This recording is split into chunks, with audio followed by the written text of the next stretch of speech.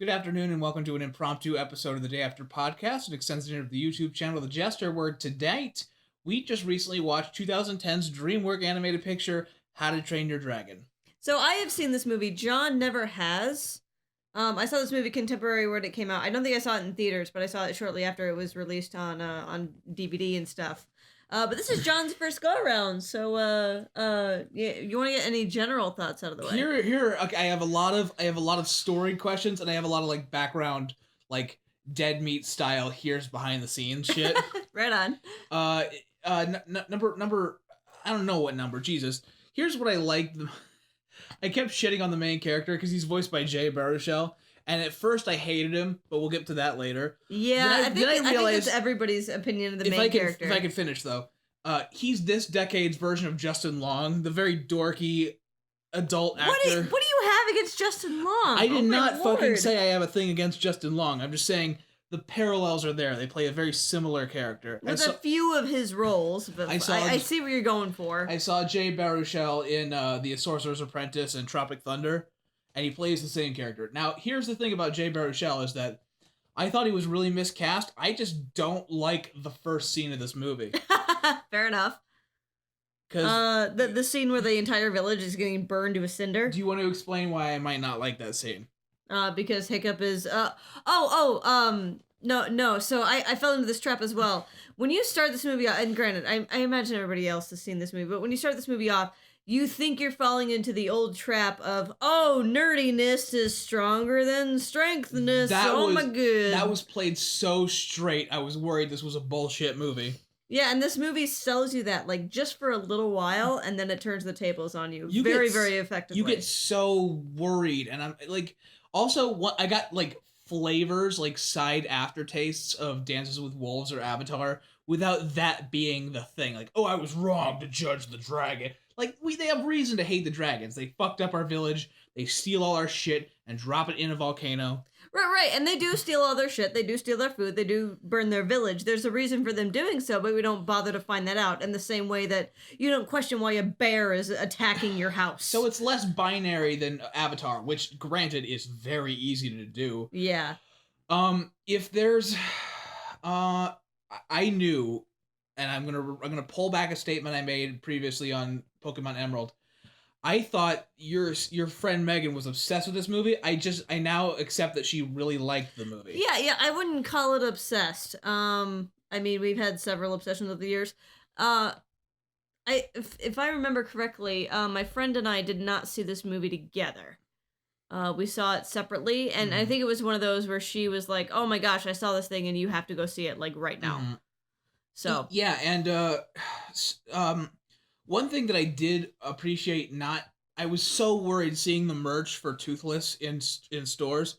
I was very, very worried about Toothless being portrayed as a merch bait. Yeah, and as a Star Wars character. My biggest complaint with Toothless is that he's just a cat. Well, no, I think that he gives... Here's the thing, is that his mannerisms lead to, for me, the best scene in the movie. The first no dialogue scene where he tried to figure out, you like fish, I'm going to try to pet you, now I'm going to try to put the shit on you. Oh yeah, the boop scene. The boop scene, where we first touch his noggin. That's really good, and it's... Yes, he has cat-like tendencies that like kind of equate him to a pet, but you have to be really careful when you're a creature designer. Yeah. Let alone just a regular animator. When you're a creature designer, you have to give that thing personality, especially when it can't talk. And I feel like that it's so good. Yeah. Toothless has a lot of personality. Its animations are very smooth. It's just like, here's my issue. With all the other dragons, they make them very, very, very, very good at being threatening and powerful, but intelligent. Where Toothless is just a cat. Well, no, what I get, that's to say cats aren't intelligent. No, but I'm just saying, like, Toothless is just a cat, whereas all the other dragons, to me, feel like their own thing. Well, no, here's what I feel, is that I would be able to stake something on this, that when they were, at least at the beginning, when they were first introducing the dragons... Uh-huh. They had to decide, where is the line? I do not want this to be too scary. Yeah. So, like, at first, the dragon that's always on fire, like, that's a little frightening, but... And even Toothless, the first time you meet, it's a giant roar in Hiccup's face, and you're like, that's a little scary. Yeah. But you know that it's for kids, and it is a good movie, and I'm not going to be the guy that says that a movie has to either be good or be for kids, because go fuck yourself. Right. This is a really good movie, and I really enjoy. Yeah, it's a great movie, and honestly, the best part of the movie, which I think the fan base all agrees here, the best part of the movie is that first flying scene. The couple of flying scenes they have are absolutely fantastic, and it's got kind of any sports anime problem, not problem. It's a decision about where to put your money. Yeah. And with the budget they had, it's still a crisp looking movie. Yes. They did really good, but you could tell the camera direction very, very intricate when they're flying. Yeah, and kind of whatever when and all the other time. I think this movie does great cinematography. It sacrifices plot a little bit because, as I mentioned earlier, with that, like, oh, the nerdiness will prevail. It's hitting story beats that are easy to hit with a story like this. Here's the thing: is that number one. I feel like I'm shitting on this movie. I'm really not. I actually adore this movie. You like it. I also like it less than you, but I still really like it. And because I like it, I'm gonna what appears to take a dump on it. What I like about this is that I saw almost every story beat coming, but the fact that it is still rewarding in ways, its delivery and payoff on those story beats, fantastic. Which is why that opening is my least favorite scene, where you're like, let's characterize him as a really stereotypical nerd who wants to be cool. He says, I want to get a girlfriend 5 times over the course of him describing these dragons. Yeah. That was really, really weak. I've seen him in Tropic Thunder. That was at a point in my life when I saw Jay Baruchel and I said, that's me. I'm the nerdy kid who wants to get a girlfriend. I think that this guy has more merit with his family and his clan than just getting a girlfriend, which is why as soon as they start developing between him and what is the character's dad's name? Stoick. Stoick, played by Gerard Butler. By the way, this voice casting... Yeah, this is an all-star cast. No, here's the thing. It's an all-star cast without being in your face about it. Yes. When the most famous person is Craig Ferguson. And Gerard Butler. And let's just talk really quick about... I mean, you don't get to be Leonidas from 300 and not be a household name. Like, come on. Let me just go real quick. Let me rapid fire over some of the cast that we have. Jay Baruchel, I hated you at the beginning. You grew into it. I'm very happy for you. I have comments about Hiccup, but I can tell you're on a roll, so I won't interrupt you. What do you want to say about Hiccup? Well, okay, so here's my issue. Like, Hiccup, when I first saw this movie, Hiccup was easily the worst part, because, and I don't want to say as a girl, but, like, the stupid nerdy guy has been done 800,000 times. As a former, and maybe still current nerdy guy, I also was getting really tired of that. And, like, I don't mind it when it's done well, and yes, there's that redemption arc, but I'm like, you're still every nerdy guy ever. Yeah. And I won't to talk too much about the sequels because I haven't seen all of them. But I will say, like, everybody's like, oh, the second one fixes that. Now he's a rough and tough guy and he's got a beard. And I'm like, oh, eh. No. Okay. So Hiccup to me is this movie's biggest flaw. I get why he's necessary. That doesn't make him a good character. And that doesn't mean you can't get the job done with somebody like Astrid or Jonah Hill. Yes.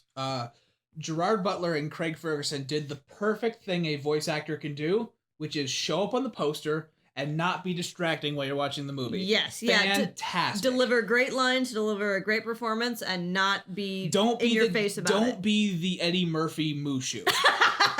Oh my god! Hey, I like Mushu. Come on. My first guess was going to be the Gilbert Gottfried Zazu.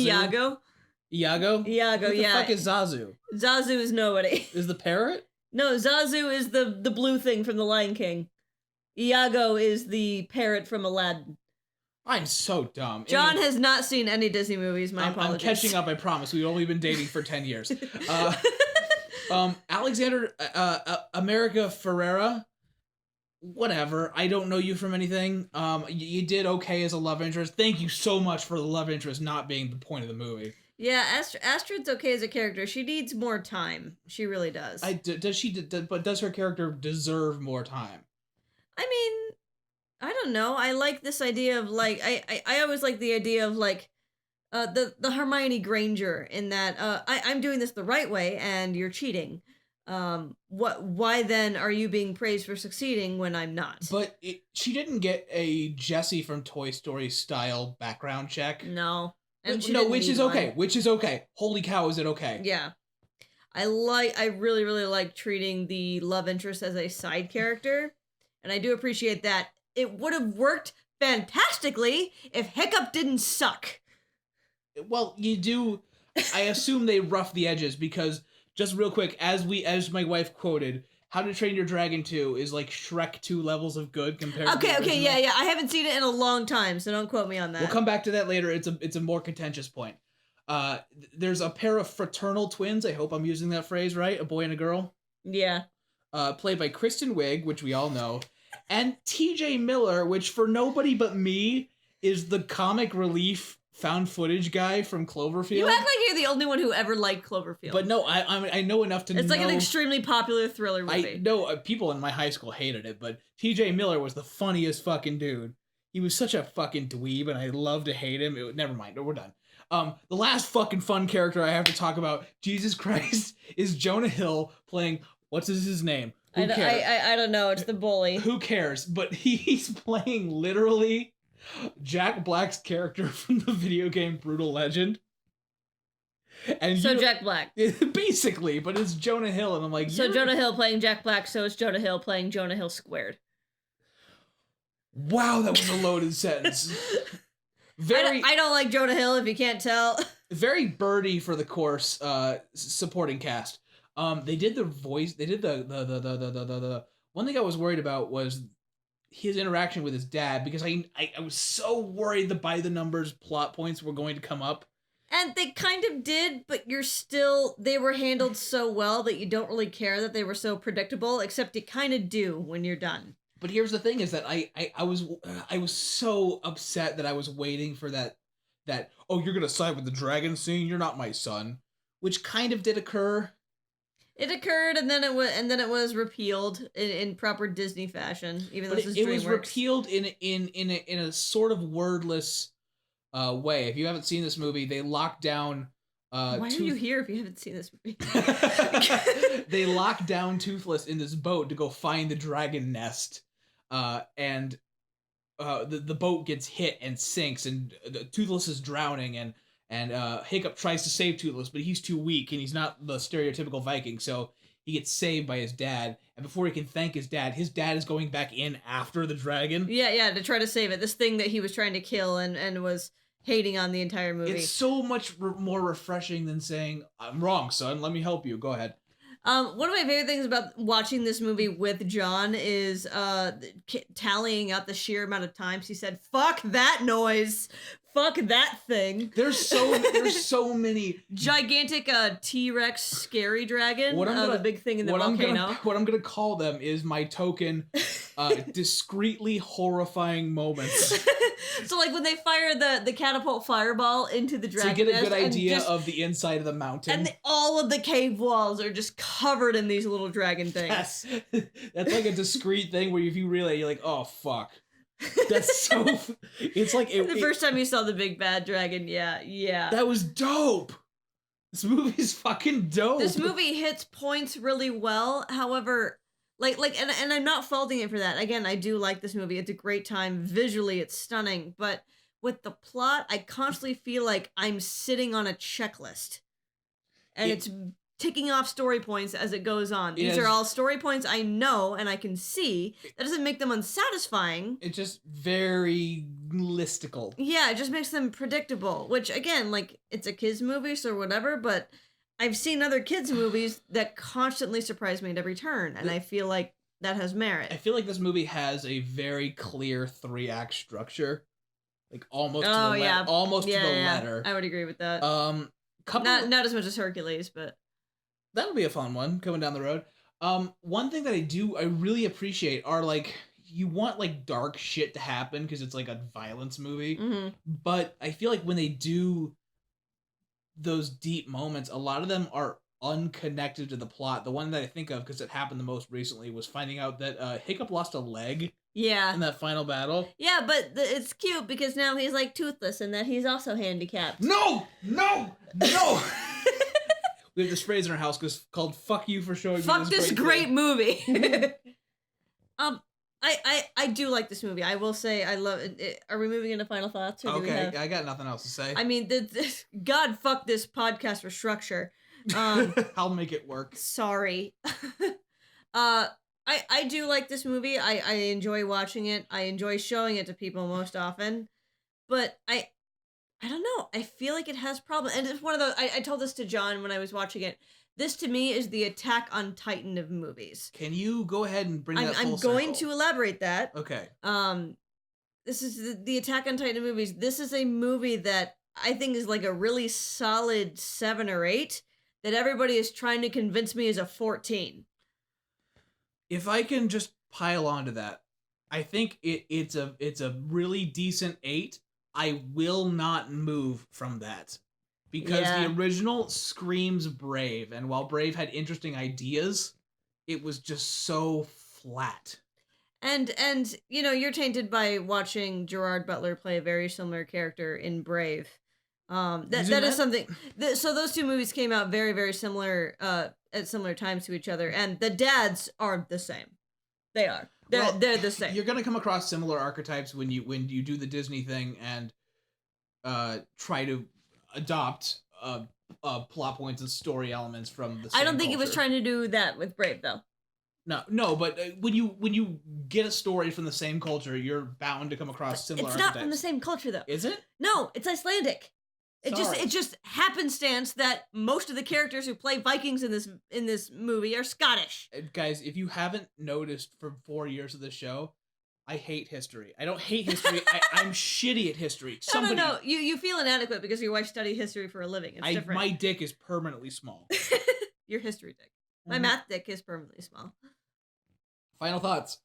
Again, it's good. It's not amazing. I think it has legitimate problems, and I feel like people don't acknowledge that because oh pretty, oh cute dragon, and oh cute story. Is there anybody in particular who is telling you it's a 14? No. Again, we mentioned that my friend is really, really big on this movie. I won't say her opinions on it because I haven't heard her opinions on this movie in a while. Mm-hmm. But people like Jello, when they make those, shout outs to Jello Apocalypse, by the way, love you, love what you do. But when he makes lists like that, movies like this are very, very high. And he rated How to Train Your Dragon 2 higher than How to Train Your Dragon. Okay. Which, again, I don't want to talk about the sequel because you haven't seen it. But we'll get there at a different time. This is one of those surprise, like, Meet the Robinsons podcasts where I didn't expect to want to talk about this. And I knew you would like it. I didn't know what your opinion would be because, again, I am very I'm weird on this movie because, again, I feel like everybody around me is, and I can't name specifics, I really can't, but I feel like constantly people are, this is the most amazing thing ever. Look at the cinematography, animation, story. And I'm like, it's all right. I think this was It's really really big, solid. I know you struggle with Dumb Brain about showing me movies that you like, and Yes. I feel like this was the perfect thing for you to hit because you know I like things that are very good but have like noticeable weak points. Well, and I'm always interested in your as somebody who makes films. I'm always interested in your opinion on things that I'm like, how do I say this?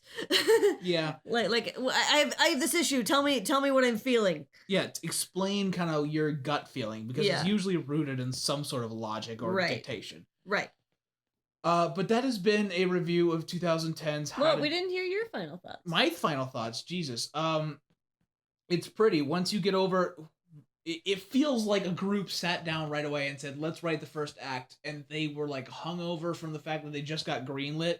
So like, here's Vikings. Greenlit party. Oh, now we have to actually write now. Oh fuck! But they were writing, and they're like, "Okay, it's a nerd, but he's a Viking. That's the bit." And then they wrote the intro. It's like the first scene is like Ratatouille bad, and after that they start growing and growing, and you get to see the world, and the shot composition drastically improves, and we actually buy the movie on YouTube instead of other things. But it's good looking. The color palette improves. You said that the first scene has a way different color palette than the rest of the movie. Very dark. It's very firelit, but it's the movie starts in the all is lost moment. Okay. But it does get much better. Give it a little time if you're a snob like me, or just watch it because you watched it before because you're my wife.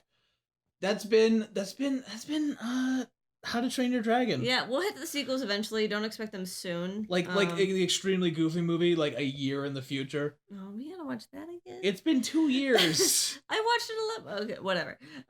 Thank you, everybody. Bye, friends.